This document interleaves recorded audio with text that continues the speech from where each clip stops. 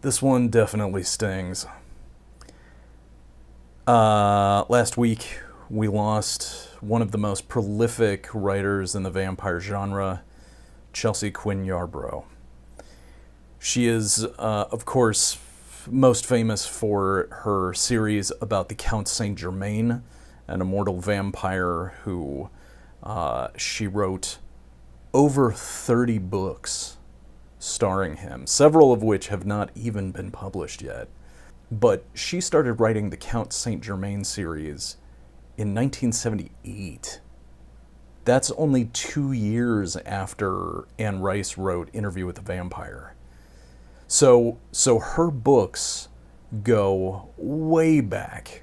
And even though the Saint Germain cycle might not be commonly known to normal people, for those who have long been reading vampire fiction, it is an absolute staple of the genre.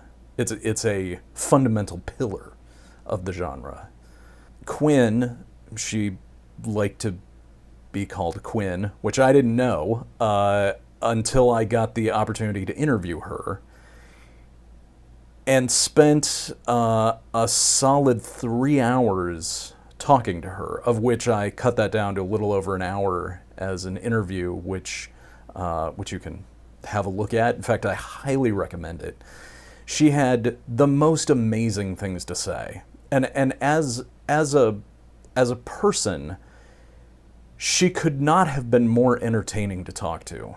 She was just absolutely wonderful, scathingly witty, very funny, very obviously very literate, but just whip smart. And her stories were fascinating.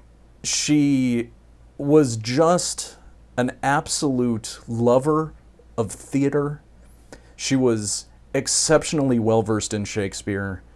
She was a lifelong cat owner and basically said that as long as you understand that the cat is in charge, then you'll get along with it very easily. And in fact, in that interview, one of her cats did show up, or was at least heard a couple of times. Quinn wrote several things. She was an extremely prolific writer. Wrote over 100 books in her life, and mentioned that she regularly wrote at least 3 books a year, and that is a lot. And several of those were other vampire stories.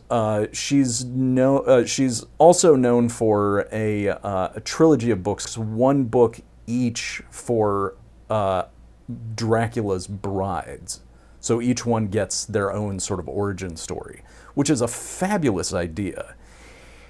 But she had such an awful experience with the publisher that she was very happy to absolutely tear down that experience. When asked, didn't evidently sign copies of the book when she was presented with them. And I haven't, like I say, I haven't seen the Wikipedia page changed on that yet, but the story is absolutely fascinating and enraging at the same time. And then she, of course, wrote all kinds of short stories and had short stories published in all sorts of anthologies that were vampire and Dracula related. And so hearing of her passing, it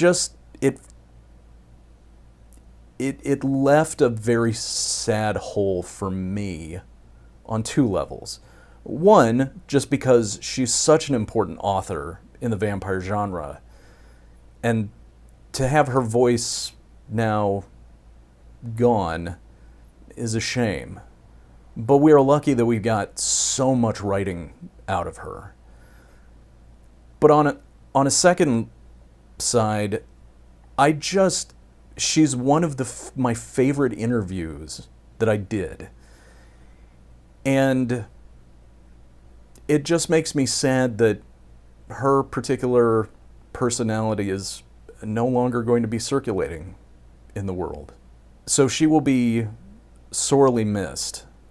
And to give you just a little idea of kind of who she was, I'm just going to put a little piece here at the end where she talks about why she has pink hair, which I think will give you a very good picture of what she was like. I know that I often disappoint some of my fans who have never seen me before because I'm supposed to be gothic, and the pink hair throws them every time. Good. I'm happy to hear that. Well,